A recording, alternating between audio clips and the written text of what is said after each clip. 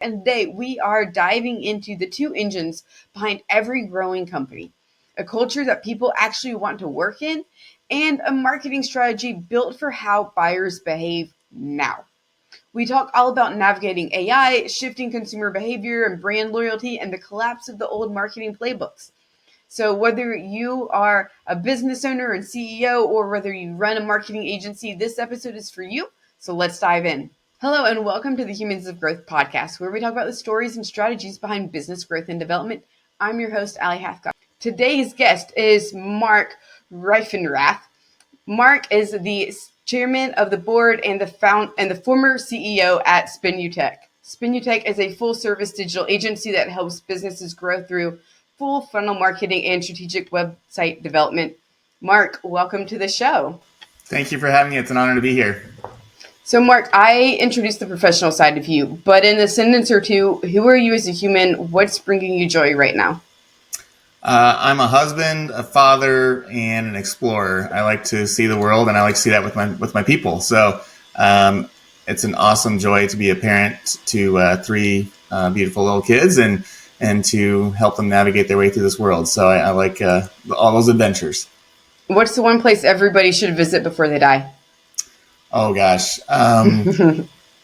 We're big fans of Maui. We love Maui and just exploring there. And it's very different than Iowa, where we're from. So if you haven't been, I would highly recommend it. Okay. Does Iowa have international flights, or are you flying like to Atlanta and then out? We do, but I mean, they're not. I think it goes to Canada. So that's how they get their Des Moines International. And so we typically connect through a lot of the major hubs. So it's rare that I have a one-stop, which is amazing when I have a direct flight. Okay, cool. I love it. So going back about 21 years ago, you're in college and you decide that you're going to start a business on top of going to class and living your college frat boy life. What? I was never in a frat, but yes. You were never in a frat? Okay, great. I love it. So tell me, what made you decide to start Spinutech?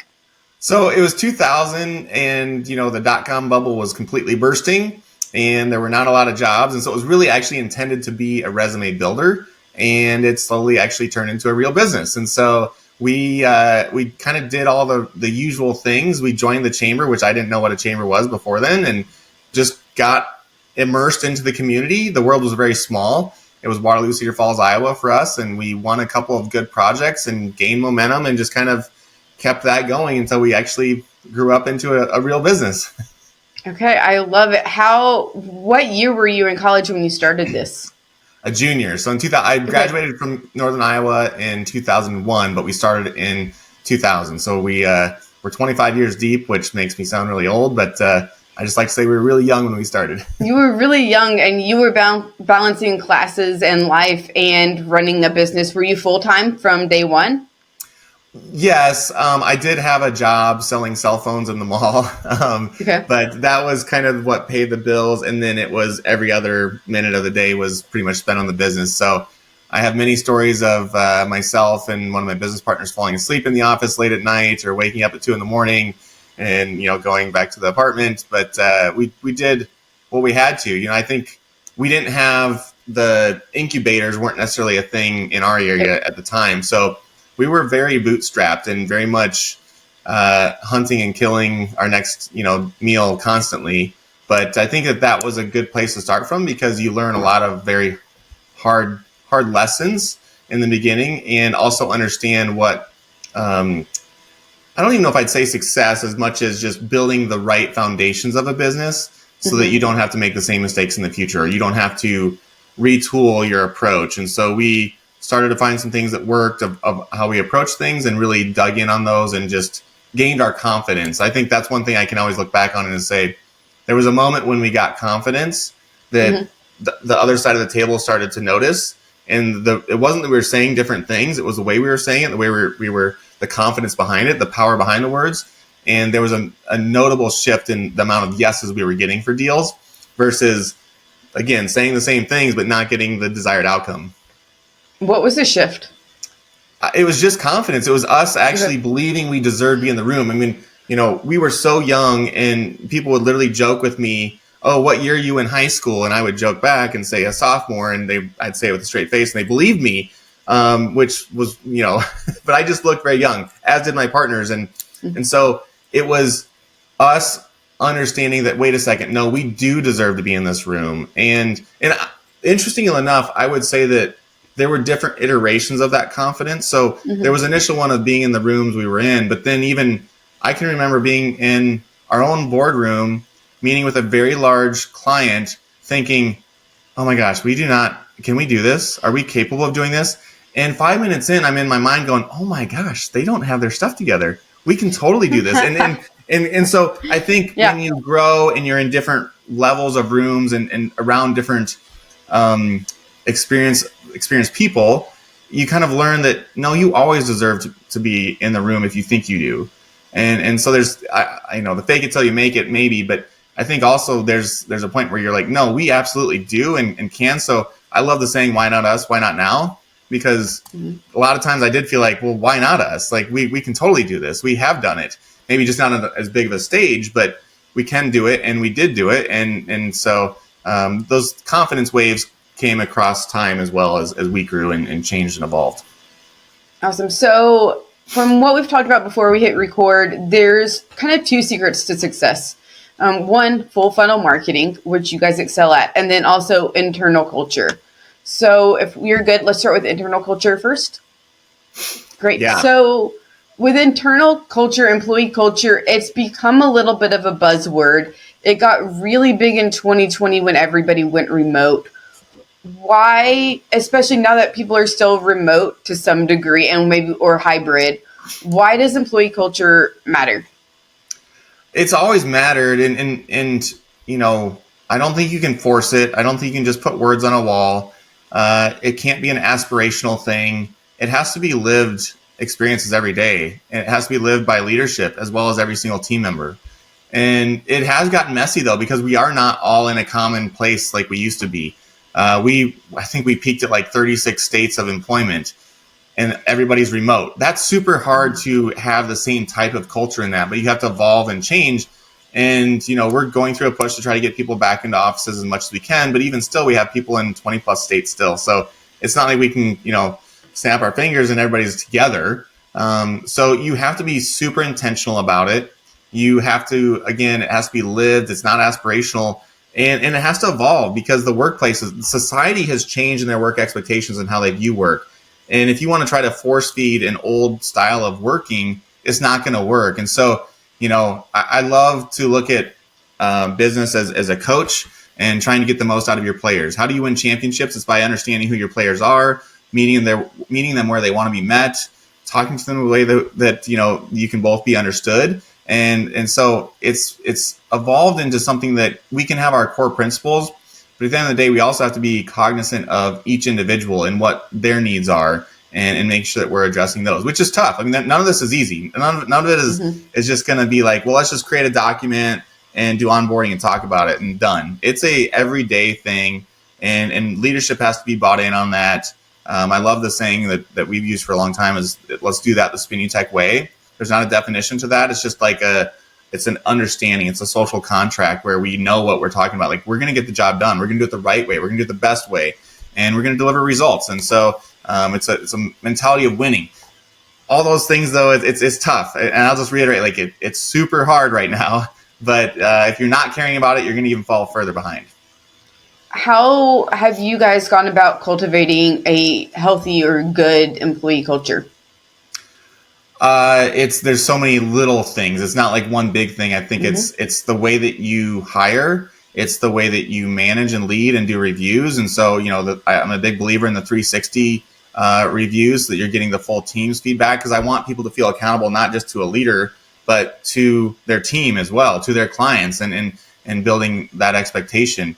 It's making sure that our leaders do understand that in today's environment, you're not just leading the work version of a person, you're leading the whole person. They need help. As a leader, you have to be vulnerable. We didn't used to have to be as vulnerable and talk about what we did on the weekends and go into the depths of that, or when I'm having a bad day, admitting that I'm having a bad day. We're all going to have those. So it's all the like micro moments that matter, and also reiterating in those moments that the culture is there. So a couple of examples. For a long time now on our Slack channel, we have one. It's called Shoutouts. And it's not just people praising each other, which is easy to do. Oftentimes, I'm going to say 7 to 8 out of 10 of those will include one of our core values, or core value or core values, one or more of them. And that's just a great way to reiterate your core values, but also that's really shoring up your culture and showing people what matters. And so it's not just that we did a thing and did it good. It's that we did it while also showing we over me, or we do the right thing. We own it. We get better every day. Those are our 4 core values, but it's reinforcing those in those moments as well. What are you guys doing to collect client wins and celebrate those both internally and externally? So I don't know if this is true of every organization. We've always been not our best at celebrating wins, because when I would say we are very accustomed to winning. And when you do that, sometimes it just becomes secondhand nature to be like, okay, next. And you can look at those moments when a coach has won the national championship and they're like interviewed and they're like, yeah, we're super excited. And, we're going to get home and start thinking about next year. And it's like, what? You got to celebrate. And so we've tried to become better and better. We're still trying to at stopping and celebrating even the small wins, because all of those are important. And you got to remember, just to recognize that. We've done everything from, I've sent out custom videos to the team just saying, hey, we're super excited. I think I did one during COVID with a Snapchat filter on. I don't remember which one it was at the time, but just to make it a little funnier. But I'll say hey, team, we did this hard thing. We won. Let's go. The monthly meetings, we try to call out all those wins. We try to have that done on a smaller level too with the different team members, make sure that they're recognizing it. But it is important to do, and I think that's something that we can always get better at. And I think a lot of people struggle with that because it's easy to make that an expectation, but this environment's harder, and the wins should be celebrated a little bit more. Yeah. So over the past 20 years, you've gone from you, one other guy, to 120 people. How has company culture shifted, as well as the way that you view and go about it? I mean, for a long time, I would say we didn't even really talk about it. We didn't even label it. I think culture wasn't really an identified thing. We had one. We just didn't even know to call it that or to work on it, because it was small enough to be controlled by the people we were. We didn't have core values probably for close to 15 years, I think. But again, our first team member who's still with us, which is amazing, he said it really good one time. He's like, we've always had the core values. They've just gotten louder with time. And I loved that statement, because it means that we haven't changed. We haven't tried to become somebody we weren't. But we've gotten better at identifying what the culture is and making sure that we're pointing out the good things and kind of weeding out some of the not good things. We've identified our core values. We've got an amazing onboarding process where, before it was just kind of first day, it's like, here's everything, and we kind of walk you through it. But now there's a very structured process. I think there's a lot of importance to the first 100 days, both for a client and a new team member. And so, this starts at point of interviewing to your first day and all the way through the first 100 days of employment. And that includes different meetings and check-ins. There's some surveys that are happening. There's onboarding where you're getting a cultural overview and all that stuff. So there's a lot of intentional pieces put into that process to try to get everybody on board. I like to say to people, at some point, hopefully in the first 6 months, you're going to get it. It's going to kind of all click. And a few years ago, we had a gal start, and she was awesome, rock star. And it was like the end of her first week on a Saturday night. She was leaving for her honeymoon, and she sent an email to me, and I'm like, what are you doing? But it was like, I just wanted you to know that it already clicked. I already get it. And that was so powerful to understand, that somebody, she was listening, she was watching, and it was all adding up, and it clicked. And I always say the game will slow down at some point, and it's going to all make sense. And for her, it only took a week. I mean, some people might take a few months, but you have to have intentionality, and not just saying I'm checking the box from an HR perspective. We talked about culture. We talked about core values. We talked about the way we do things. It's actually, are you living it and breathing it? It's not aspirational, and people will smell through that pretty quickly. Oh, 100%. You can tell when it's just performative. Yeah, exactly. So over the past 20 years within the growth process for you guys, when did you realize that you had to start focusing on company culture really intentionally, and it's not something that could just happen as a byproduct? I think we got way louder with it probably in around 2015, I would say. Okay. We started things in maybe like 2012 where we had at the time 2 offices in 2012 roughly. We had Des Moines and Cedar Falls. We would bring everybody together once a month in person for our all team meeting. Mm-hmm. So there's some smaller moves like that. They felt big at the time, but just little things like that we maybe focused on.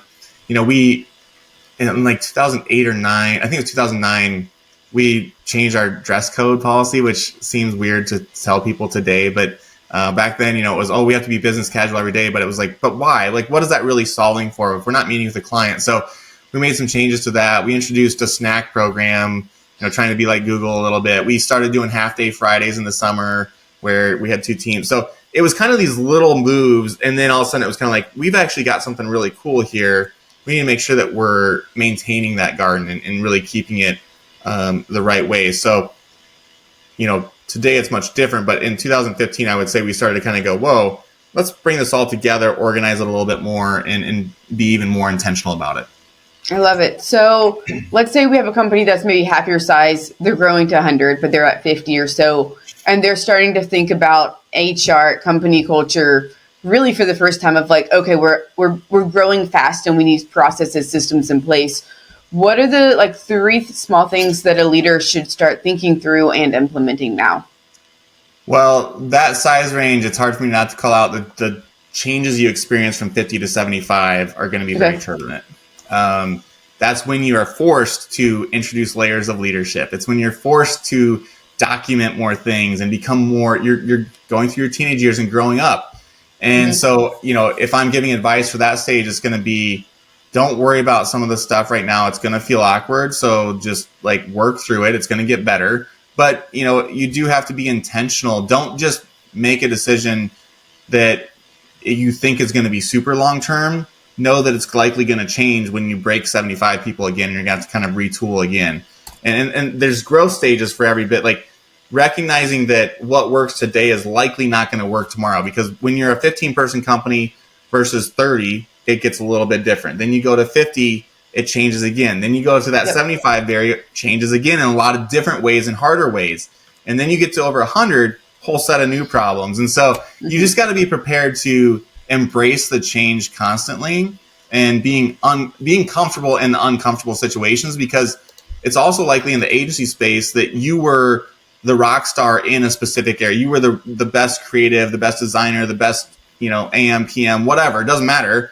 But you were really good at that. And are you going to transition into being a business leader? And that's a really hard transition. Most agencies don't make it over 50 people. I think only 4% of agencies in the US make it over 50 people for those reasons. It's not a bad thing, but if you want to grow more, you either need to make the changes yourself or bring in somebody that's going to actually lead you to the place you want to go, and let yourself fall into just a role. Looking at yourself as an owner is one thing, and then what's your job is another thing. And I think the egos get in the way. Our industry has a lot of big egos. So, Yep. Getting out of your own way if you truly want to grow. If you're happy being a 45-person, 50-person agency, awesome. Then own that and embrace it. But don't complain about not growing then, because you just got to kind of decide which path you're going to go down. Yep. And I think for a lot of leaders, especially in the marketing space, we formed our own agencies because we were good at marketing, but nobody teaches you how do you be a manager of people? How do you be a CEO? How do you be a board member? Nobody teaches that. No. How do you go from the operator to now I'm leading a team of 20 people? And I think that's where you see agencies get stuck, but you also see different industry leaders get stuck across. It doesn't matter whether you're talking tech, whether you're talking healthcare. Yeah. It's something that nobody really prepares you for either. So here's get in a peer group. Find yourself with, whether it's EO, there's some agency specific groups that you can get into. You're going to say, oh my gosh, that's 10 grand, 15 grand a year. It's super expensive. But I promise you that's going to be very cheap in comparison to what you're going to gain from that group. And so, lean into something like that and learn from others. There's plenty of people that are willing to share and help you, because it is lonely. It's lonely at the top. I mean, that's a true statement. But I was fortunate enough to get into YPO when we were probably 65, 75 person shop, and that was instrumental in some of our growth. And there's cheat codes within that, because there's always something that's been there and done that already. And so, you can dial a friend, call a friend. And so get into a peer group would be probably my biggest piece of advice there. Awesome. I love it. So speaking of transitioned, you have recently moved from CEO to chairman of the board. Mm-hmm. Tell me about what made you make that decision. Yeah, there's a lot of factors. But, I think I had said for a long time, there's kind of like what we were just talking about. Everybody's built for different stages of growth. And I felt like it was time to bring in some new blood and somebody that had maybe been on a bigger stage than I had. Mm-hmm. And I felt like I was getting drug into things that maybe weren't my strengths all the time. And so, I'm definitely a visionary. And so I felt like having the right CEO in place that understands the vision is very powerful, and that Tina is going to help us do that. And so we, a lot of my meetings, I'll say to her, listen, here's exactly, what we hired you to do. I don't want to be talking about anything else other than those things. I don't need to hear about that. And I've tried to stay out of, it's been hard to not to talk to some of the people that I used to talk to on a daily basis, but I also don't want to create confusion. And so it's definitely been very challenging on all levels for me, but I also I was at peace with knowing that it was the best thing for Spinny Tech's growth and for the long-term success of it. Okay, I love it. So just like HR and company culture has changed a lot over the past 20 years, so has marketing. And you've seen the entire gamut of it, not just within SEO, not just in AI, but because you guys are full service, you've seen all that's happened across all the sub-niches of marketing. So big picture, what do you think the biggest shifts have been, not in terms of like tactics, but overarching strategies in the past 10, 20 years?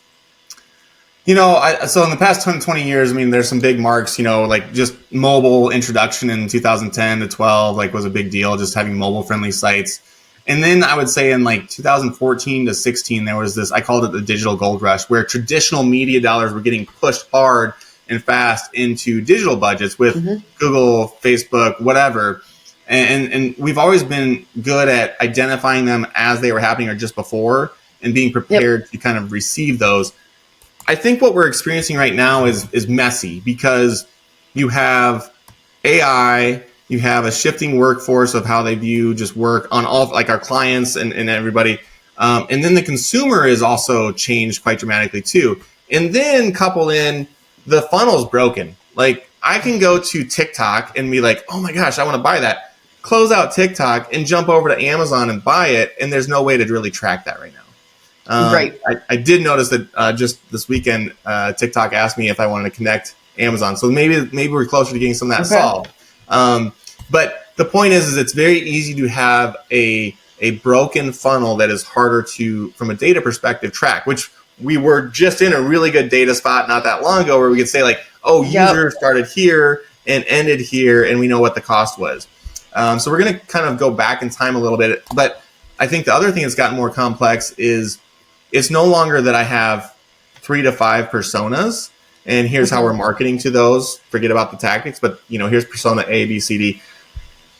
We can still have those big buckets today, but underneath that is splintered again into thousands, because it's you and I, maybe we're in the same persona bucket, but the way that we go about it is still different.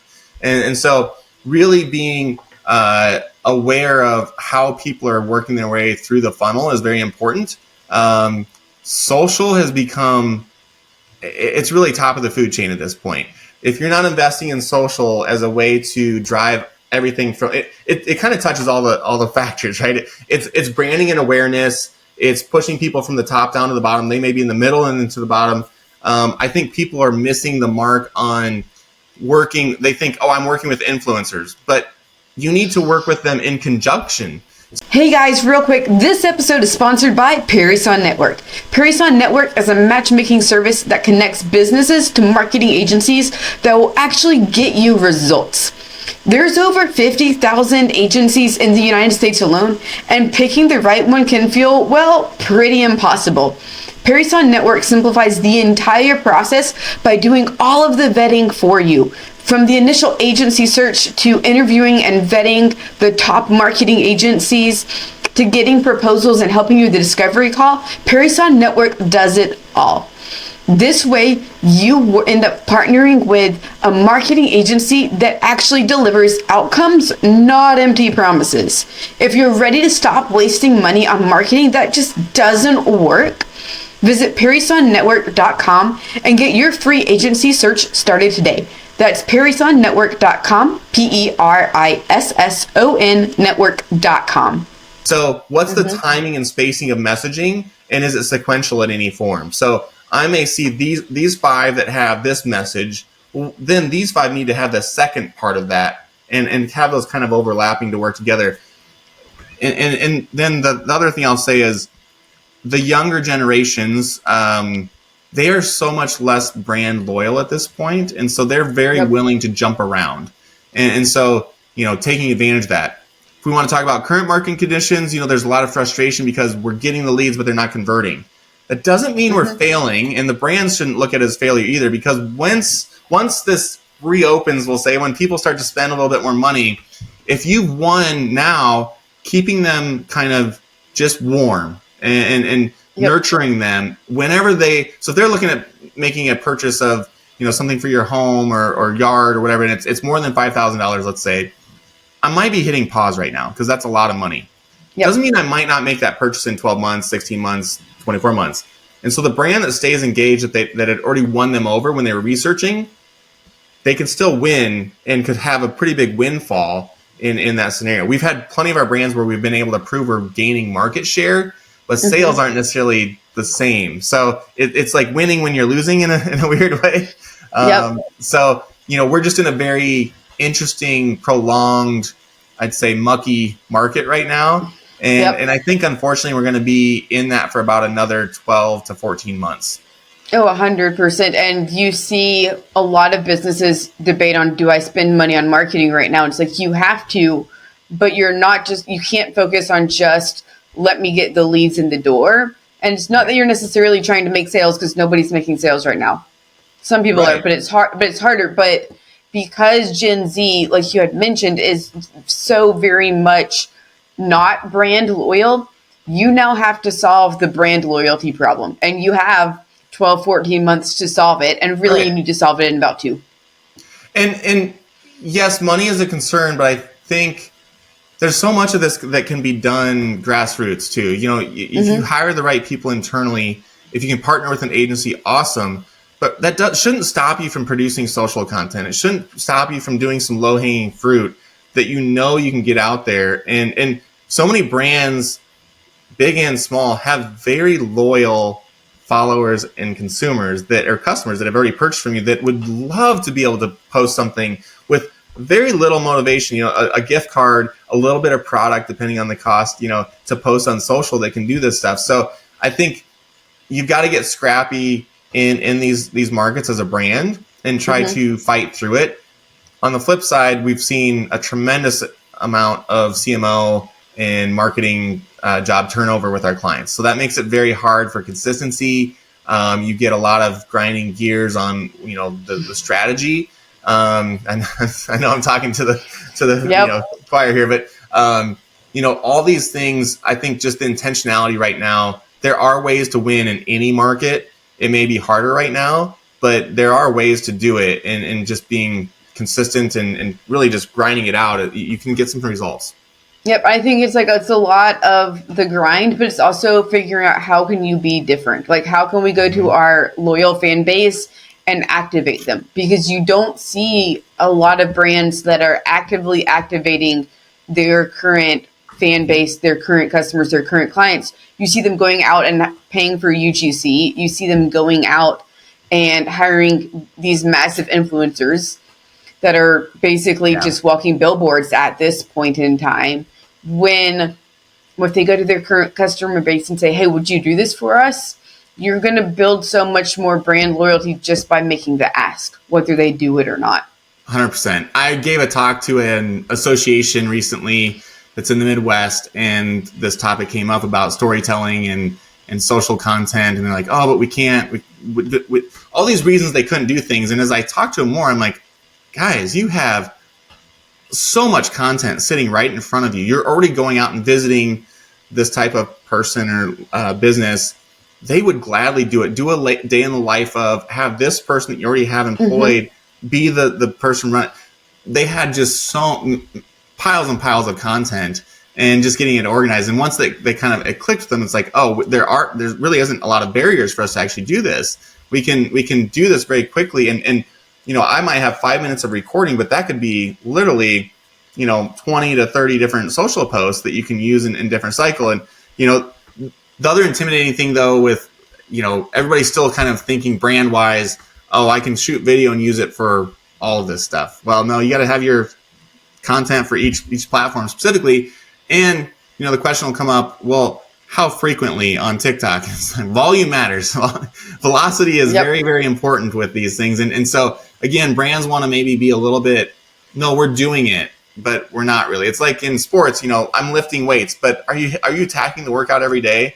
Are you giving it your all? You got to do that with all these different things too for it to actually work. And the brands that can actually do that, and again, you can do this with not a ton of money, are going to win, but you just got to build a plan, stick to it, measure it, look at the data as best you can, and make the best decisions you can as well on top of that.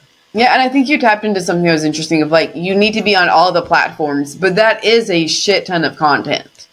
Yes. And people I think, especially smaller businesses, they don't realize exactly how much content that is. And yes, you can repurpose across platforms, but to some degree, it's like, if you want to grow, you are going to be on a hamster wheel of growth if you want to do organic. If you want to do paid, that's a significantly easier because maybe you only have to post 3 times a week. But if you want to rely on organic because your marketing budget's been cut, you are going to spend a lot more time and labor doing and creating all of the social media content. Yeah. Whichever way you choose to create it.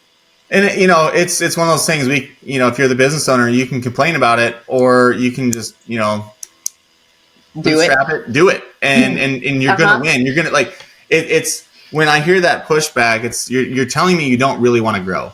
You're telling me you don't really want to win in this market. And yeah, it can be frustrating, and it's probably going to change again in 6 to 12 months and be a different game that we're playing. But this is the game that's in front of us right now. It's for 25 years, I've been chasing eyeballs.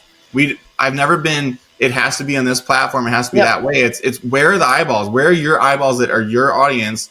And go there as frequently as you can without annoying them and oversaturating, but being there enough to where they're like, yes, this is really cool. And, there are ways to use AI to help with that velocity and the volume to make it, slightly repurposed. I think people also are still under this belief that I can't repost the same thing.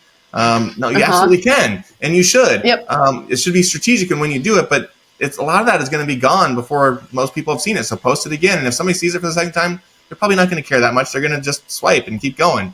But I think what we're getting in some of the weeds here, that is why it's so convoluted and hard for the brands, because it's just, where do I start? Where do I stop? Who does this? I can't. Does my team have the skills to? I think the retooling of so many teams is a topic that nobody wants to talk about because it's awkward, right? It's awkward that our teams, both on the brand side and agency side, they've got to retool themselves. They've got to be equipped with an AI native mentality. And that's scary, because whether you're 25 or 55, it's an intimidating thing if you haven't started there. But again, if you do it, you're going to win. And it's a massive learning curve. And what I've been telling people is, like, if you have a large enough team, then you need to allow your team to dedicate an hour a day or 1 day a week, or have a dedicated R&D person for AI, because it changes. Like, half of my job at this point is AI. It changes so fast that it is very difficult to keep up with. But if you have someone who can keep up with it, the potential and the possibility for growth is astronomical.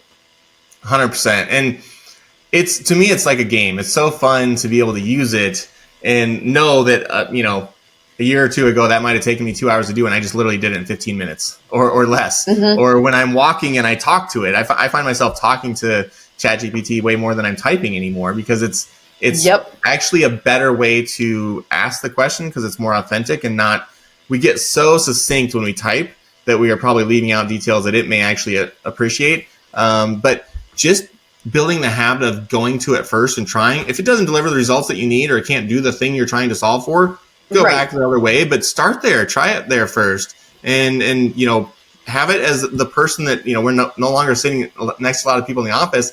Let it be your desk mate that you talk to bounce ideas off this. It'll give you really good 100%. feedback. But you got to start just building that muscle and training yourself to start there. And that's what I tell people. It's like the easiest place to start is to start with content. It's like, take your AI, you can now speak to it and it'll transcribe it for you. Speak to it about what you want to create a post about. Talk for 2 minutes and say, create a viral LinkedIn post. It'll do it for you. It won't get 100% of the way there, and it doesn't always use like the best marketing frameworks, but it's going to give you, because it knows your tone of voice, it knows your language, it knows your brand, it's going to get you 50 to 75% of the way there.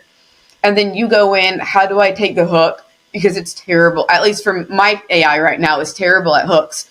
Give me 20 more hooks, take the best one, tweak it a little bit, and now my hook is better. I have to tweak the ending of the post because it doesn't know how to write good calls to action yet. Right. But I tweak that, and I get rid of like any of the AI verbiage that's clearly like, this is a robot. Right. Like it's so funny because I started my career mostly in copywriting, and that's what I love to do. And it's like, here's the deal. That's a phrase that I used 5 years ago all the time, and it was fantastic, and it sounded superhuman. And now it's like, well, can't use this anymore. Yeah. Totally. So it's like, take out the AI. The final mile mentality is important. So using it, whatever you're doing, to do the majority of it, but then that final mile, reviewing it yourself, humanizing it a little bit, and it will. I've had a thread going where I've done all my LinkedIn posts for quite a while, and it's just getting better and better.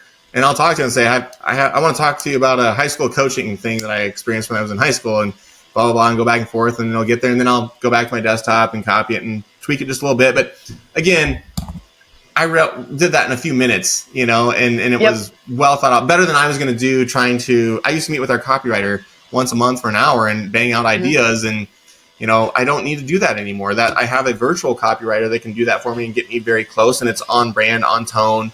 And, most people probably don't know. I remember when I thought I was cute like a year ago and said, and by the way, this is also written using AI, because, it was when people weren't doing it as much. But you kind of expect it now, but that's okay. It can be a stronger version of yourself. Oh, 100%. And I don't know if you've done this, but I did this a couple months ago. I asked AI to roast me. Holy shit. And that's the thing, is it's like, you get it to roast my AI knows everything about the couple companies that I run. It can roast the hell out of them, so I can find blind spots that honestly a business coach probably wouldn't see because they're not in the day-to-day. So it's like, okay, if you've been feeding AI and getting AI to help you with marketing, with HR, with operations, it's going to, if you ask it, hey, roast me about XYZ, and maybe make that prompt a little bit longer, it's going to tell you where the blind spots are in your company. For sure. And that's something that is so irreplaceable because, you need a peer advisory group. Yes, you should have a business coach potentially, but none of them are going to be in on like the day-to-day, the ins and outs of your company, how it's running. And so it's like, okay, well, I'm growing a company. I'm scaling incredibly fast. I don't know you're not going to know your own blind spots. It doesn't matter if you're in therapy, great. But AI will know that. And so then you see, here's what I need to work on. Here's the 1 degree pivot that I need to be making every day. Yeah. Agreed. I think, another thing on this subject is just learning how to dream, learning how to different. So I think talking about it, as exhausting as it can be, because it's a constant topic, but asking, another professional, how are you give me your best ways you're using AI, and just digging into that. And I'll find myself the next hour to day afterwards going, I could do what they said, but this way for something I'm working on. And you kind of get excited, and you start to implement that, and you're building your tool belt with all these different little, time savers, whether it's, 5 minutes a week or 30 minutes a week, whatever, but all that is compounding and can help you become more efficient and really be working on the stuff you enjoy working on even more. Right. And that's what I tell people, is it's like, AI is meant to be like your sidekick. It's your tool belt. It's not, and it's designed to maybe replace the stuff that you don't enjoy doing. It does not have to be scary and for agencies, it's not that it's going to replace agencies. It's going to make agency work 10 times faster so that you can because it's like you hire overseas VAs or you hire interns and entry-level people to do grunt work, essentially. Yeah. We got to figure out what the interns are going to do now. That's a problem. What the entry-level people are going to do. But let AI do the stuff that does not require critical thinking, and then let the humans do the critical thinking and anything that's creative. Those are the two things that humans are designed to do inherently. We're not meant to sit in front of blue screens all day. Let our team members go out on a walk and talk to AI that way, or go come up with 20 ideas so they can get off the computer and actually be creative the way humans and marketers were meant to be 40 years ago, before it became kind of the rat race that it's become now. Right. I mean, here's the thing that isn't something that's fun to talk about, but the reality is our industry is going to see some pretty major collapses of agencies. There's going to be a lot of them that just simply aren't going to make it. And being honest about where you're at in this cycle and what you need to do to survive. And I'm not trying to be dramatic, but I literally mean survive and be in business in the next couple of years. And so being willing to retool your workforce the right way and giving them the space to do that. And if they're not, then you're going to have to find people that will. You need to involve global talent and have an AI strategy for all of that. How is the global talent using AI? How is your team using AI? How are you allowing your clients to use AI to interact with you, and making that all work together and owning the creative components, the strategy? We're probably going to be reverting back from tactical specialists and just being a digital marketing expert that understands all of it, but then utilizing agents that are really, really, really good at all the different tactics. And it's a big shift. But I'm very convicted that we're going to see pretty large scale failure across our industry. But with that, there's opportunity. And so, you just got to make a decision as an agency, which side of that you want to fall on right now. And that's that. I say all that very casually, but it's very painful to say at the same time, because absolutely, it's a big change. But we've seen this a few times, and you just got to deal with it and say, this is I can complain, but that's not going to be a good use of energy. Or I can say, how are we going to put energy into making sure that we are on the right side of this when it all falls together? Yep. Are you going to be a Blockbuster, or are you going to be Netflix? Right. And that's totally. The thing. It's the same deal. It's the same concept. You're still giving people entertainment, but are you going to do it the old way, or are you going to adapt and do it the new way? And that's why, like, you look at all these streaming platforms, they put so much money into R&D. Every single agency, every single company should be putting 1% of their budget into R&D to test and try different new AIs that are coming out, because they're coming out every 30 seconds. Totally. And so if they're not doing that, they're fucked.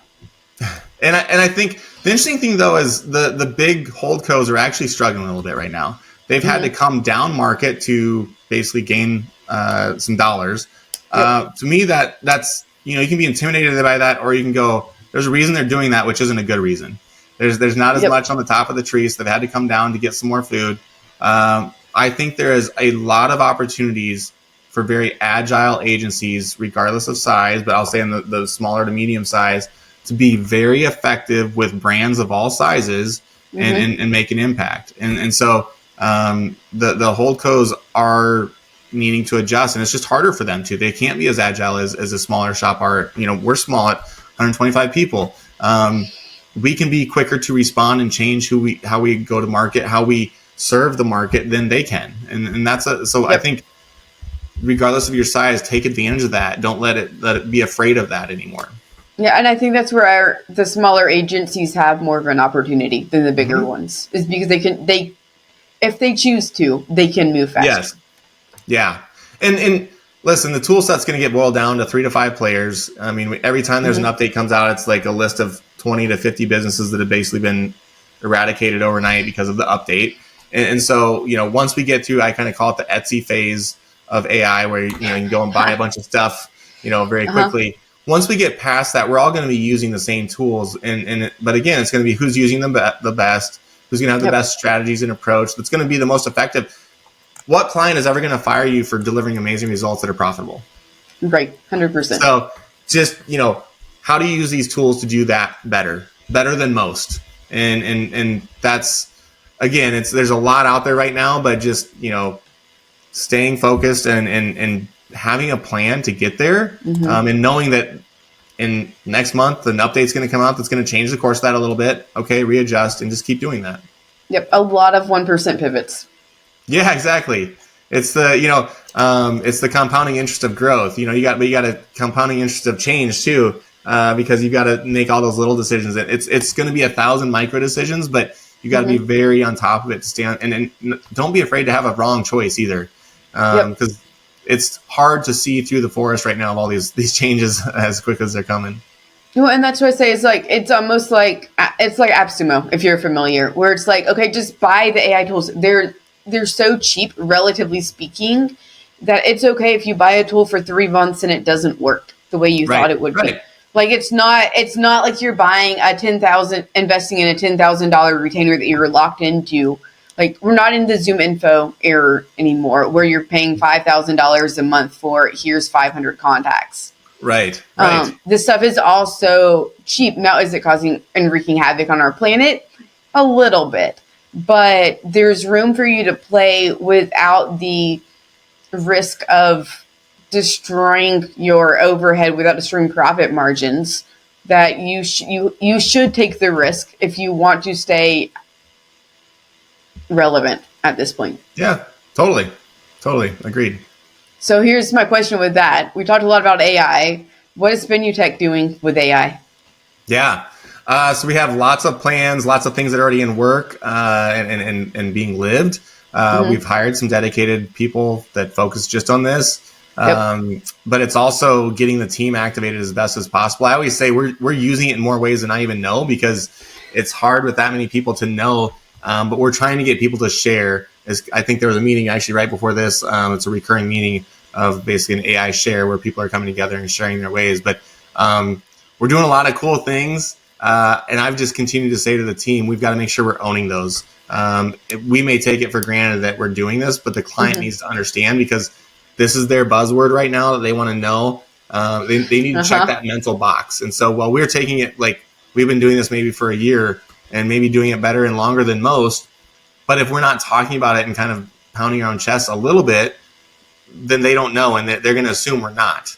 And so we got to make sure that we're telling and sharing the ways we are using it to ensure that they are going, okay, so they're using AI, because most of them don't understand truly, or their understanding is different than the way that we would use it. But it's everything from little efficiencies to, I'll say, more tool approaches, client agents, where we're just making sure that, it's almost like a test before you go live. So the personas are loaded in. So yeah, there's a lot of stuff that's, I would say, unique, but at the end of the day, I don't think you can say anything with AI is unique, because anything we've done can be replicated by somebody in the next 30 days very quickly.